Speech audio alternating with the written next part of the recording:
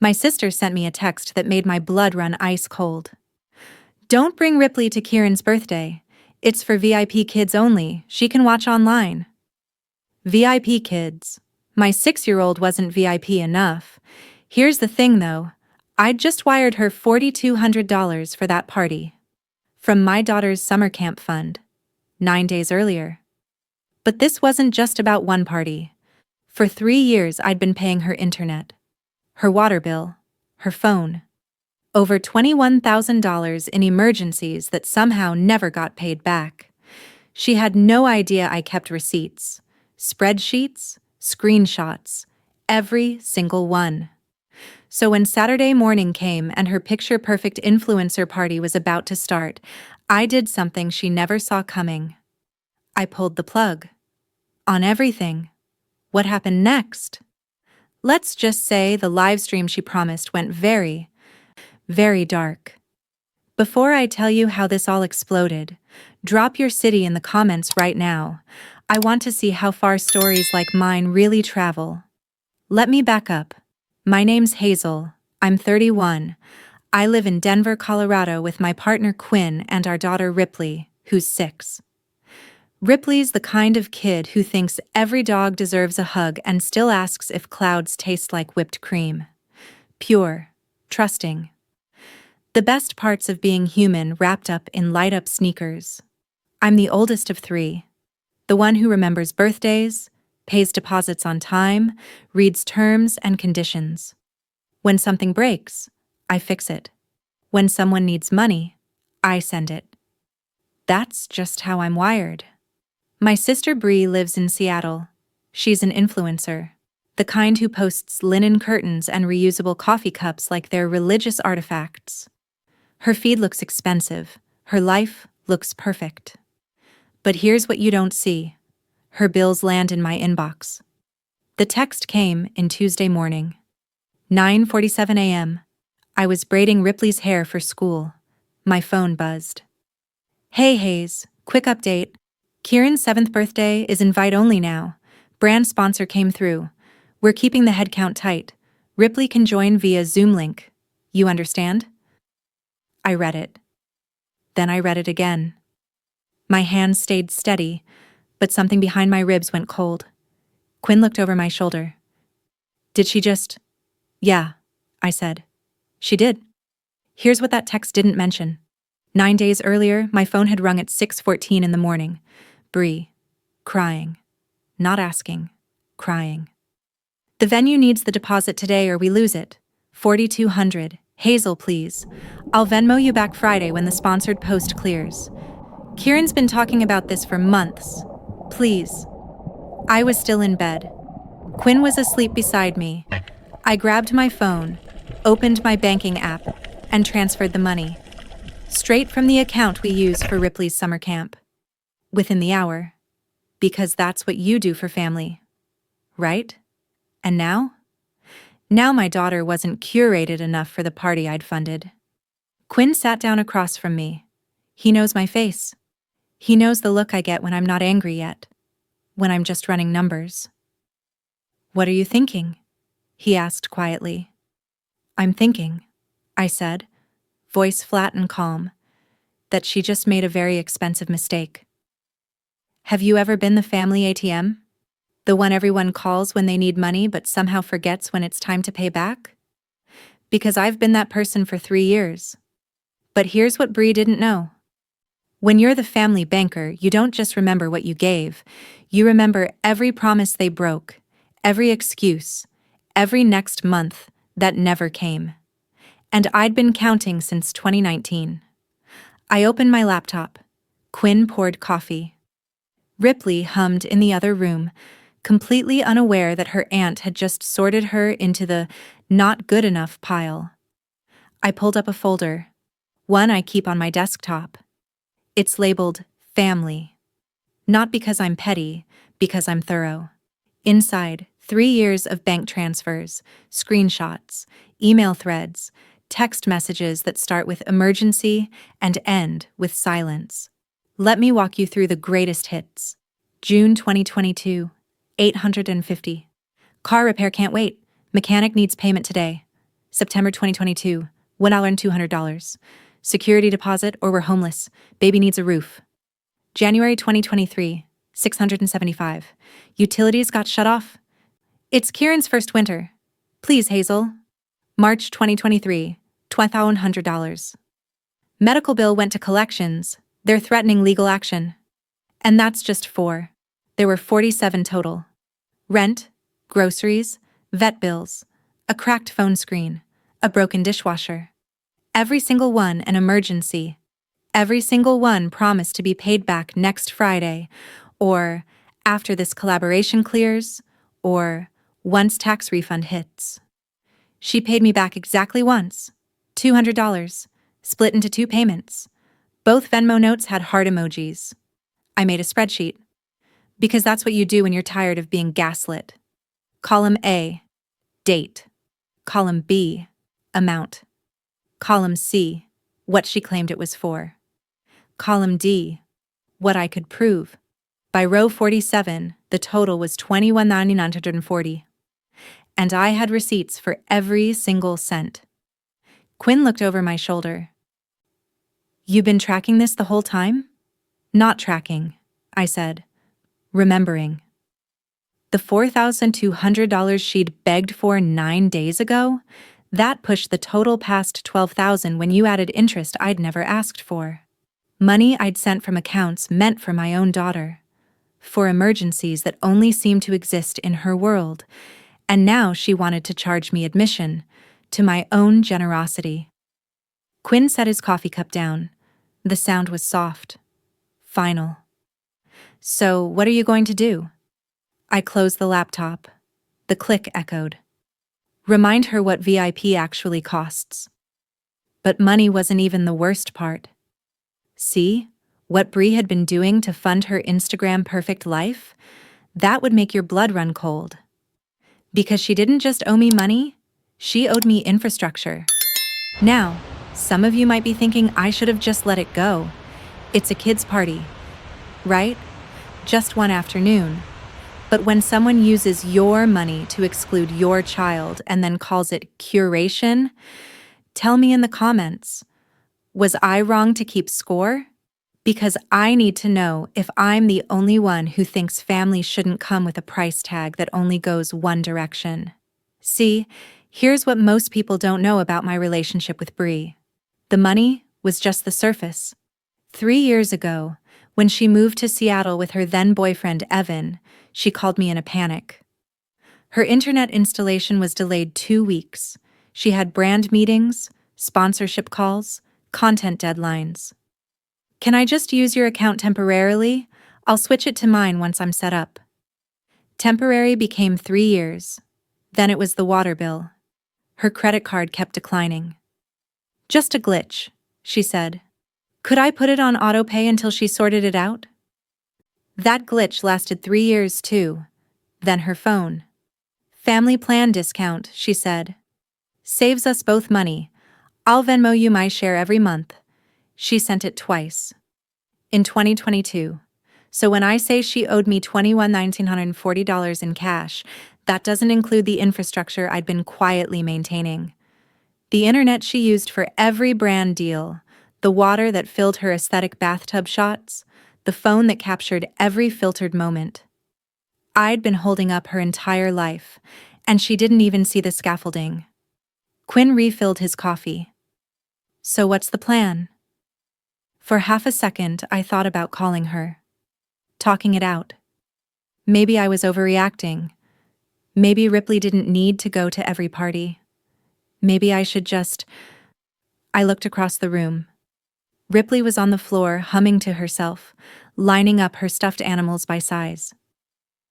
Completely unaware her aunt had just sorted her into not brand friendly. That feeling vanished. "I'm going to remind her," I said slowly, "what VIP actually costs. Quinn knows me. He's seen this look before. The one where I'm not angry, where I'm just calculating, running numbers, measuring outcomes." "Do you need help?" "No," I said. "I just need Saturday morning." He smiled, not a happy smile, The kind you give someone right before they win a game the other player didn't know they were playing. I closed the laptop. The click was soft. Certain. Because here's the thing about being the family fixer. People think you do it because you're nice. Because you don't mind. Because you're just helpful like that. But really? You do it because you're keeping track. Every time. Every dollar. Every promise. And in less than 4 days, Bree's picture-perfect party was about to discover what happens when the person holding everything up finally lets go. If you're the responsible one, the fixer everyone calls but nobody thanks, this is your story too. Hit subscribe because we're done being the family safety net. Wednesday afternoon, 4:13 p.m. I sat at my kitchen table with my laptop open. Quinn took Ripley to the park. The house was quiet except for the hum of the refrigerator and the click of my keyboard. I logged into the internet provider portal. Found Bree's account under my name. Removed my credit card. Changed the billing email to hers. The service would continue until the end of the current billing cycle, which ended Saturday morning. At 10:00 a.m., screenshot, saved. Thursday, 11:02 a.m., water utility account. Same process. Autopay disabled. Notifications redirected. The system would attempt to charge her card on file Saturday at 9:00 a.m. When it failed, service would suspend within the hour. Screenshot. Saved. Friday night, 8:47 p.m. This one felt heavier. I opened my phone carrier app. Found the family plan. 4 lines total. Me, Quinn, Ripley's emergency phone, and Bree. I tapped her line. Scrolled to the bottom. Remove from plan. A pop-up asked if I was sure. Disconnection would occur at the start of the next billing cycle. Saturday, 11:00 a.m., Pacific time, right when the party started. I tapped confirm. Screenshot. Saved. Quinn came into the kitchen around 10. I was still at the table, staring at my phone. "You're terrifyingly calm," he said. "Numbers don't shout," I replied. "They wait." Meanwhile, 1,300 miles north in Seattle, Bree's Instagram was a countdown. 48 hours until Kieran's VIP splash bash. Can't believe my baby is turning 7. Brand partners confirmed. This is going to be iconic. Thank you to everyone who believed in this vision. Countdown to the most aesthetic 7th birthday Seattle has ever seen. Livestream link dropping Saturday morning. The comments poured in like water. So excited. Kieran is so lucky. Can't wait to see the content. You're such an incredible mom. I screenshotted every single post, not for revenge, for context, because I had a feeling I'd need proof that she knew exactly what she was doing, that this wasn't some miscommunication or oversight. She'd made a choice, a calculated one. And so had I. My coffee had gone cold. The kitchen clock ticked past 11. Quinn turned off the lights in the living room. "You coming to bed?" "In a minute." I opened one last folder, created a new document, titled it Saturday. Then I went to sleep.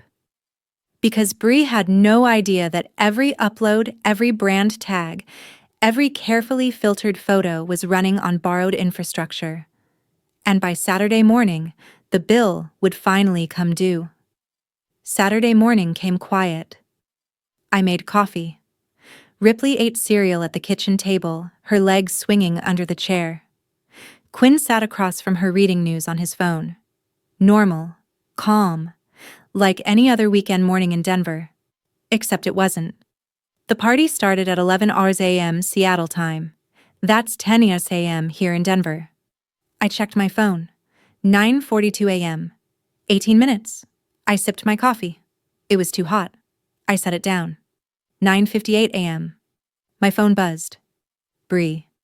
"Wi-Fi's acting weird. Did you pay the bill?" I stared at the screen. The coffee went cold in my hand. I typed back. "I'm not on your account anymore." 3 dots appeared. Disappeared. appeared again. What do you mean you're not on it? I remove myself Wednesday. You're an adult. Adults pay their own utilities. My phone started ringing. Once, twice, 3 times. I didn't answer. Quinn looked up. She's losing it. She's about to lose more than that, I said. 10:14 a.m. My phone buzzed again. Not a call this time. The family group chat. Bree. Someone help. Wi-Fi crashed. Photographer needs it for uploads. Live stream won't work. Mom. Can't you use your phone as a hotspot? Bree. My phone just died.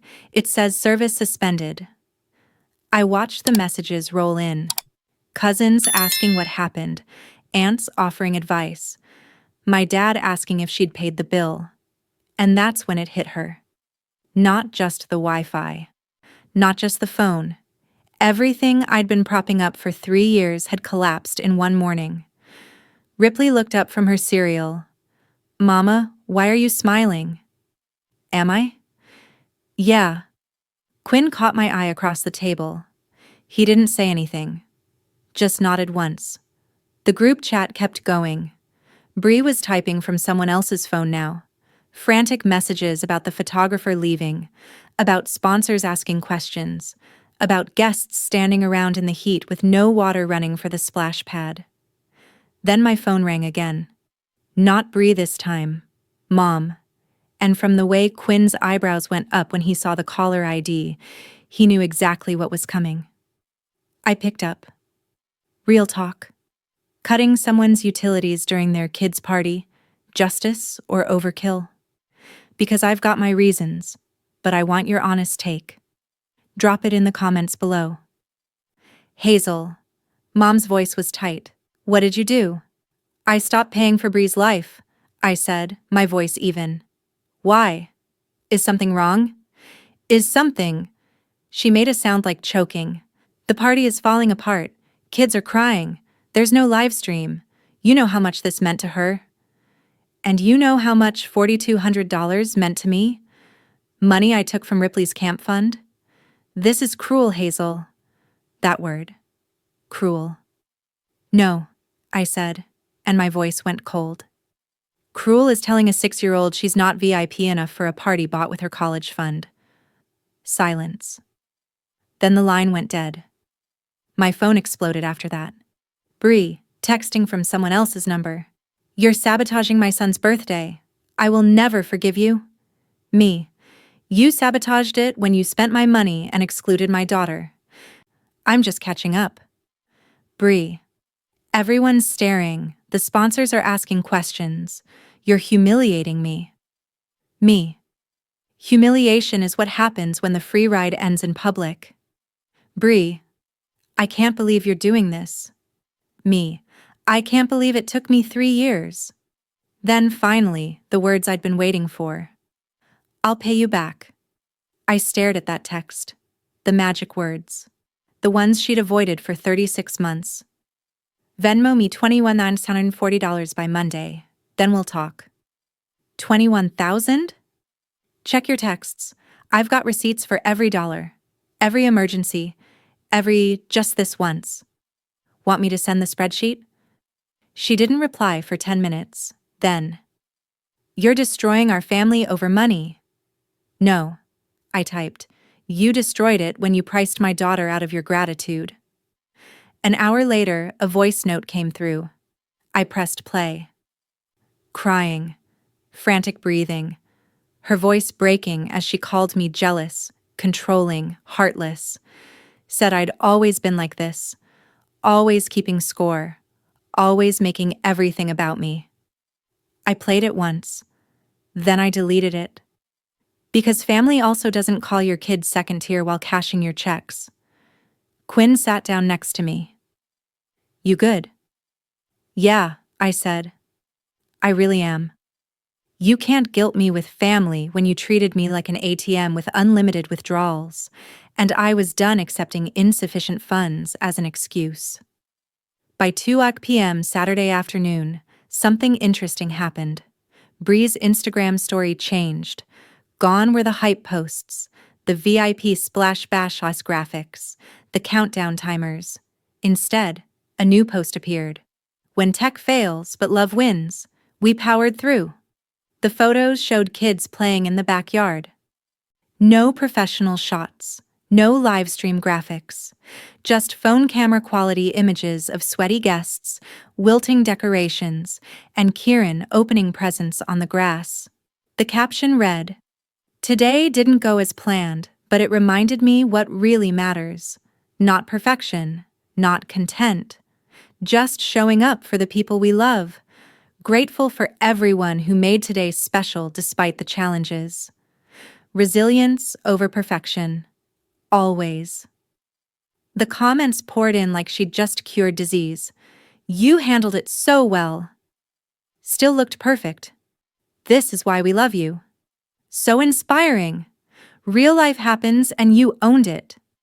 Not one person asked why the Wi-Fi, water, and phone all failed at the exact same time.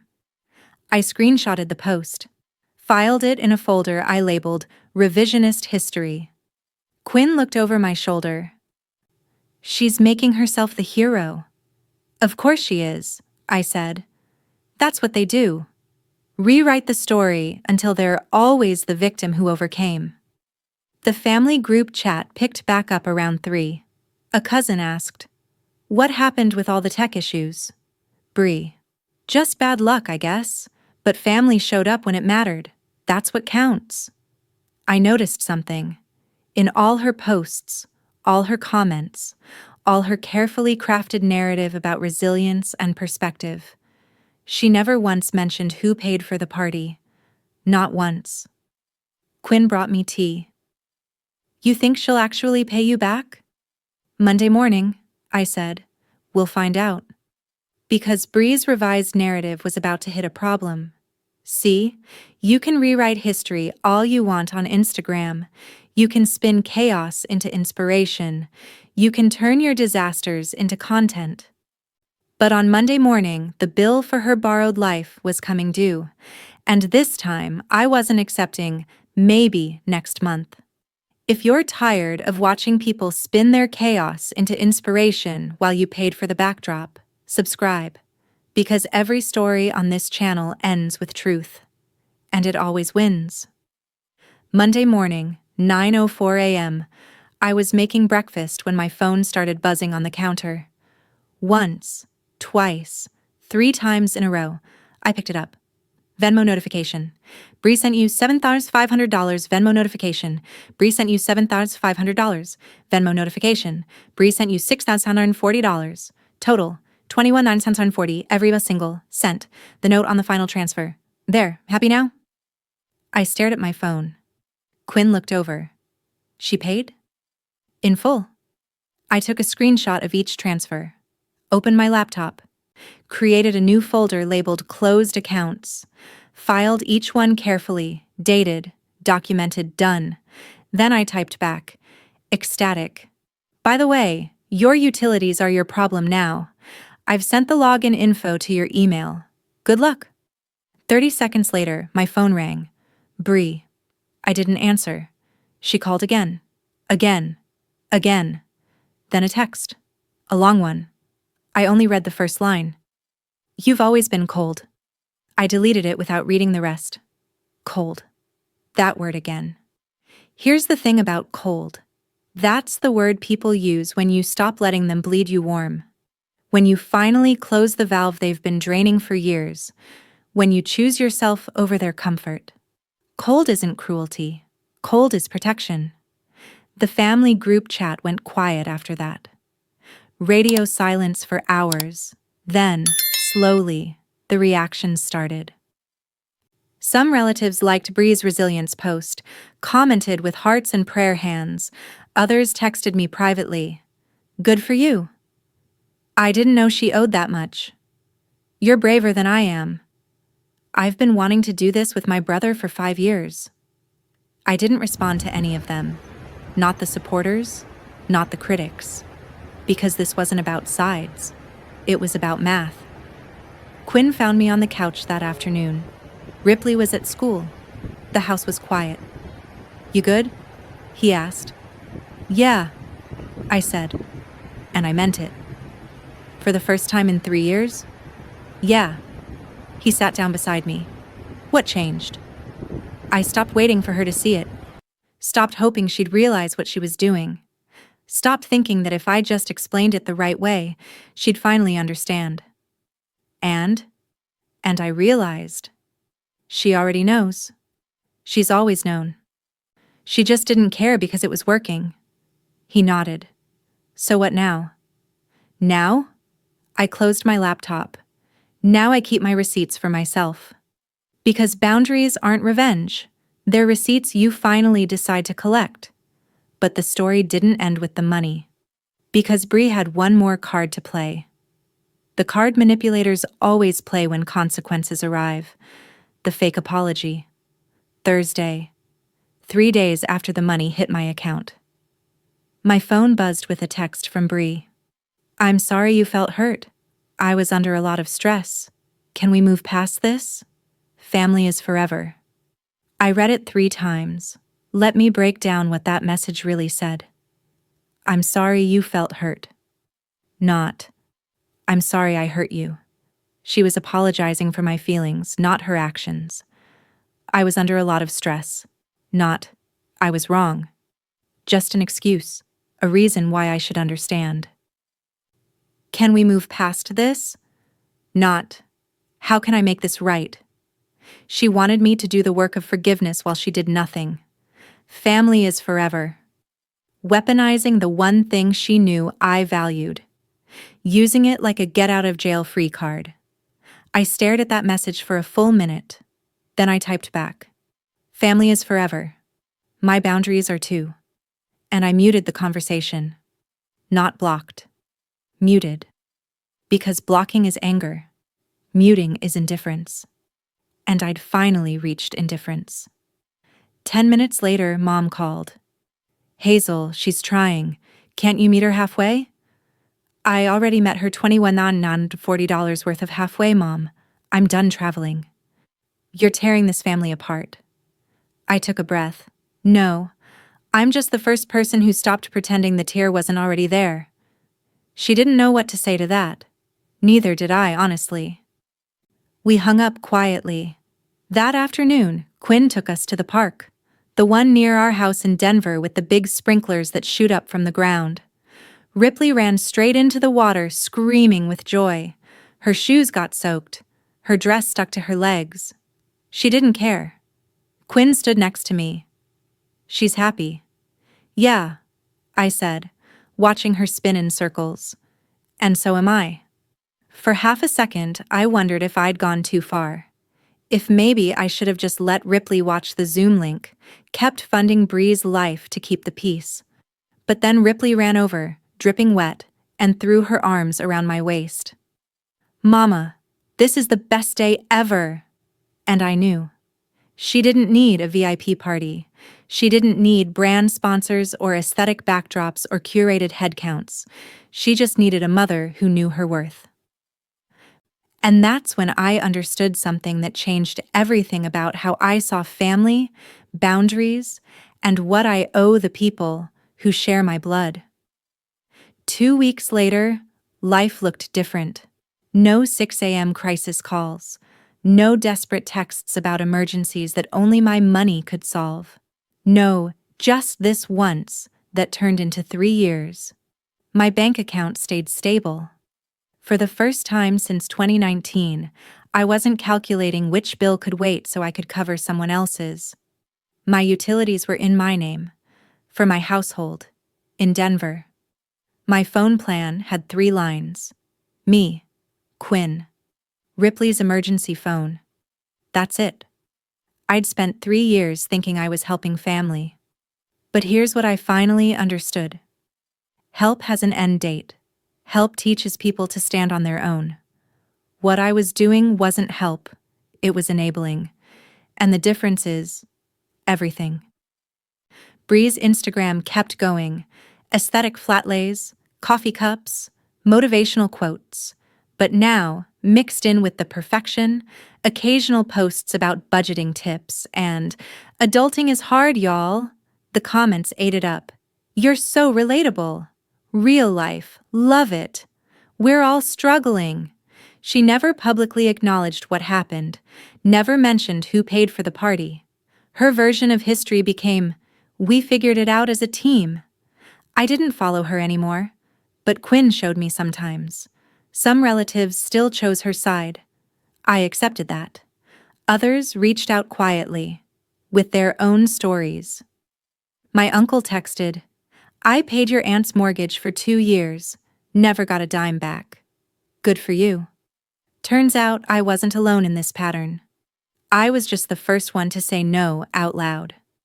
One night, tucking Ripley into bed, she asked, "Is Aunt Bree still mad?" "Maybe," I said honestly. "But sometimes people get mad when you tell the truth." "Is truth important?" "More important than making people comfortable." She nodded, already drifting off to sleep. Now I sit on my porch most evenings, coffee in hand, watching Quinn and Ripley play in the yard, listening to their laughter. No phone buzzing with emergencies, no texts rewriting my reality. Just peace. Because here's what I know now. Being family isn't a subscription to my bank account. It's not an all-access pass to my peace. It's not permission to take without giving, to demand without gratitude, to treat boundaries like suggestions. Real family shows up. Real family contributes. Real family doesn't price children into tears. And if they can't do that, then I'll love them from a distance. Because distance doesn't mean I stopped caring. It means I stopped bleeding. Boundaries aren't walls, they're gates. And I'm the only one with the key. If you've ever been called too sensitive for keeping score, or too cold for finally saying no, you're not alone. Subscribe to Revenge with Nick. Because this channel is full of people who chose themselves. And we're done apologizing for it. What would you have done? Comment below. And if this story made you feel seen, share it with someone who needs permission to say no. New story every day. I'll see you in the next one.